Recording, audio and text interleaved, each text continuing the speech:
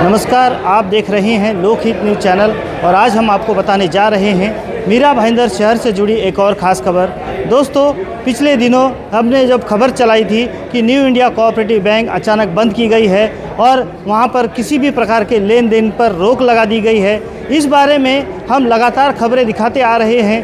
अब वहाँ के जो खातेदार हैं, डिपॉजिटर हैं, उनका भविष्य क्या होगा, क्या उन्हें पैसा मिलेगा या ना मिलेगा, आखिर उन्हें आगे क्या करना होगा, इस बारे में लोगों में संभ्रम है। और इसी बारे में चर्चा करने के लिए आज मीरा रोड में एक कार्यक्रम रखा गया था।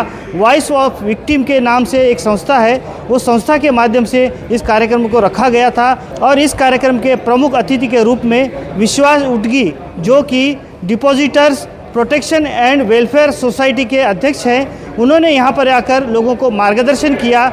हम आपको सुनाएंगे कि उन्होंने किस प्रकार से लोगों को यहाँ पर मार्गदर्शन किया है और जो बैंक होल्डर्स हैं, बैंक अकाउंट होल्डर्स हैं, उन्हें आगे क्या करना होगा। आइए सुनते हैं उनसे। न्यू इंडिया कोऑपरेटिव बैंक एक फ्रॉड में फंसी हुई है पिछले 5 साल में। इसमें 122 करोड़ का कैश ट्रेजरी में से, करेंसी में से जाता है। ये सबसे बड़ा गुनाह है और आरबीआई कुछ भी नहीं कहती है, सिर्फ ईओडब्ल्यू बोल रहा है। इसलिए कोर्ट मॉनिटर इंक्वायरी ये सबसे बड़ी ज़रूरत है। और हम चाहते हैं सबका पैसा, पूरा पैसा 100% उनको वापस मिले। इसलिए कानूनन लड़ाई और रास्ते की लड़ाई, उसके बाद मीडिया को बात करके एक लोगों का 5000 का बड़ा एक आज़ाद मैदान में डेमोन्स्ट्रेशन या धरना करना, ये भी आगे का प्लान है। पार्लियामेंट जारी है, महाराष्ट्र गवर्नमेंट का सेशन जारी है। हमारी लड़ाई तेजी से आगे बढ़ते जाएगी। मर्जर पहले जो हुआ करते थे, जैसे सारस्वत बैंक ने करीब 10 बैंक ले लिए, वहां पे डिपॉजिट का पैसा पूरा प्रोटेक्ट हुआ। पीएमसी का मर्जर मतलब उनके सारे डिपॉजिटर को, उनके डिपॉजिट को एक यूनिटी फाइनेंस नाम के बैंक को सौंपा गया। और यूनिटी फाइनेंस बैंक ये असल में कोई बैंकिंग की ऐसी कोई संगठन नहीं है, वो नॉन बैंकिंग फाइनेंशियल कंपनी का उनके पास लाइसेंस है, आरबीआई ने दिया हुआ। तो एक कोऑपरेटिव बैंक पीएमसी नाम की, पंजाब एंड महाराष्ट्र कोऑपरेटिव, इसका कन्वर्शन, टेक ओवर एक नॉन बैंकिंग फाइनेंशियल कंपनी ने किया है, जहां पर 5 लाख का डिपॉजिट के ऊपर का डिपॉजिट 10 साल के बाद मिलने वाला है। इसका मतलब 100 रुपये में से जब पैसा मिलेगा तो वो सिर्फ 65 रुपये मिलेंगे। तो ये जो बात है, पीएमसी की बात उनके डिपॉजिटर के हित में नहीं है, इसलिए वो लड़ाई आज भी बम्बई के हाईकोर्ट में जारी है। हर बैंक में डीआईसीसी कहती है हम आपको इंश्योरेंस का पैसा दे रहे हैं। पीएमसी में डीआईसीसी ने यूनिटी फाइनेंस को लोन दिया है। डीआईसीसी ने जितना पैसा 5 लाख रुपए का होता है, वो एक लोन के तौर पर यूनिटी फाइनेंस बैंक को दिया है। बहुत सारे लोगों को ये मालूम नहीं है। इसलिए डीआईसीसी कानून में जो तब्दीली हो गई अगस्त 21 में, वहाँ पे सेक्शन 18(1), 18(2) इसमें पीएमसी को एग्जेम्प्ट किया है। और इसलिए मैं समझता हूँ 5 लाख कानूनन सब लोगों को मिले, वहाँ पे वो एब्जॉर्ब हुआ एक दूसरे बैंक में और उनको एक्चुअली 10 साल के बाद मिलने वाले हैं। ये सबसे बड़ा अन्यायकारक टेक ओवर है। इसके पीछे भी एक स्कैम और साजिश है। वक्त आते ही इसके बारे में मैं बाद में खुलासा करूंगा। सर, न्यू इंडिया बैंक के जितने भी बैंक होल्डर्स हैं, अकाउंट होल्डर्स हैं, वो ये जानना चाहते हैं कि उनका आगे भविष्य क्या होगा, उनका पैसा उन्हें कैसे मिलेगा। देखिए, 25,000 तो अब मिल रहे हैं, लेकिन 5 लाख की बात हो रही है। लेकिन 5 लाख कितने लोगों को मिलेगा ये कोई नहीं बता सकता। मेरा कहना है कि अगर 5 लाख देना है तो आरबीआई को एक नोटिफिकेशन जारी करके 90 दिन में देना पड़ेगा। किसी को एग्जेम नहीं करना चाहिए। यहाँ पे मैं सुन रहा हूँ कि कुछ बड़े अकाउंट होल्डर को, जिनकी मैच्योरिटी डेट दूर की है, उनका पैसा लॉक इन पीरियड में वो देंगे नहीं। ये सरासर अन्याय है। उसको टियर 2 बॉन्ड बनाने की बात कर रही है, ये लोगों को मालूम भी नहीं है।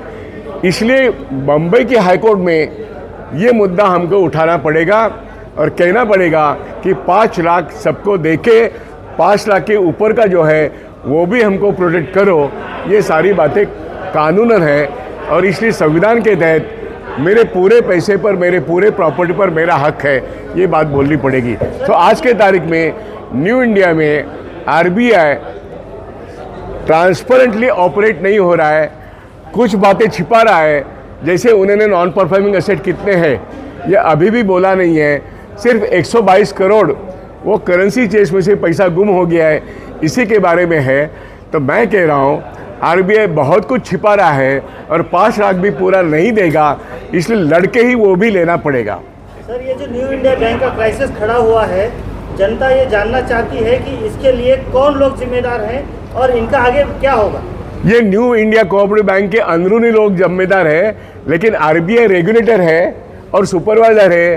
तो आरबीआई अपना जो एक सुपरवाइजिंग और रेगुलेशन का काम है, वो जनवरी 20 को ये सब मालूम होने के बाद भी उनके 5 साल का कंकरेंट ऑडिट, स्टैट्यूटरी ऑडिट और जितना सारा उनके पास डाटा है, क्या आरबीआई अपने आप को छिपा सकती है? मैं कह रहा हूँ डीमोनेटाइजेशन को उन्होंने छिपाया, वैसे ही न्यू इंडिया कोऑपरेटिव में आरबीआई पूरी तरीके से गुनहगार है। जनता को इस हालात में क्या करना? देखिए, न्यू इंडिया कोऑपरेटिव बैंक एक स्कैम है, आरबीआई बहुत कुछ छिपा रही है, इसलिए इस बैंक के लोग और इस बैंकों में नहीं, तमाम बैंकिंग इंडस्ट्री के लोगों को रास्ते की लड़ाई सरकार पर दबाव लाके बनाना पड़ेगा और ये कहना पड़ेगा कि तमाम बैंक डिपॉजिटर जो बैंकिंग व्यवस्था में है उनके लिए एक कानून बनाया जाए और पूरा पैसा सुरक्षित रखने के लिए, मतलब एक कॉन्स्टिट्यूशनल सॉवरेन गारंटी सारे बैंक डिपॉजिटर्स को देने के लिए इस देश की सरकार ने एक नया कानून बनाना।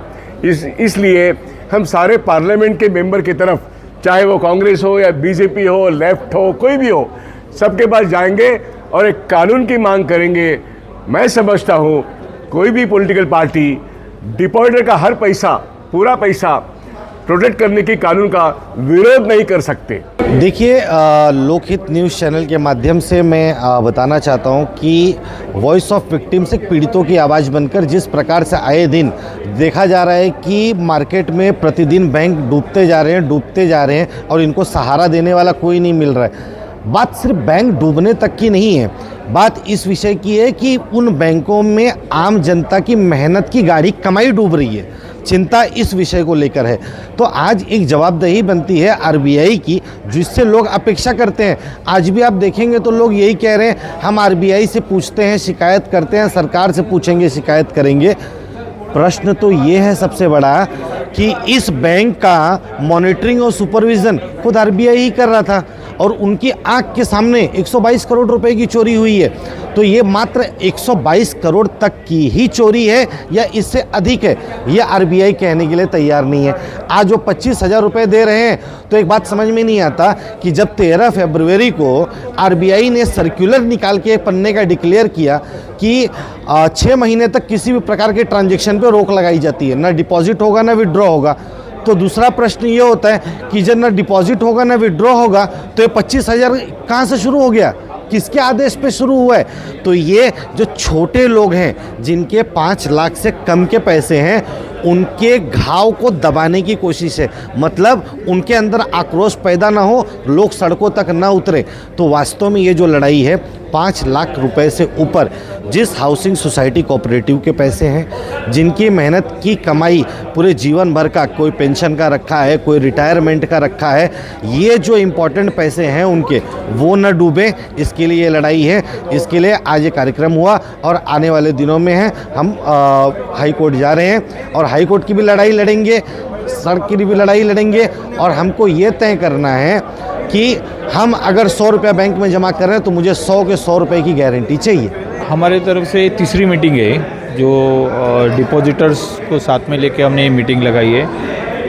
परिस्थिति ऐसी है कि अभी 1 महीना पूरा हो चुका है, आरबीआई की तरफ से कोई भी ऐसा ठोस बात या ठोस रिप्लाई आया नहीं है। आरबीआई ने हमारे एक लेटर का जवाब देते हुए कहा है कि ये अभी फ़िलहाल हमारे पास ये जो आपके जो सवाल है उसके ऊपर हम जवाब दे नहीं सकते, ऐसा रूल कहता है उनका।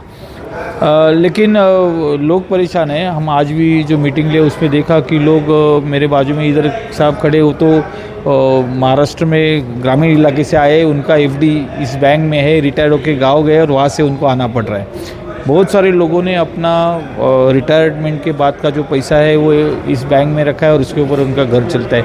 एजुकेशन का इशू है, शादियों का जिसकी घर पे शादी है उनका इशू है, मेडिकेशन का इशू है और इसके बाद भी अभी पूरा महीना होने के बाद भी डिपॉजिटर्स जो है वो परेशान है।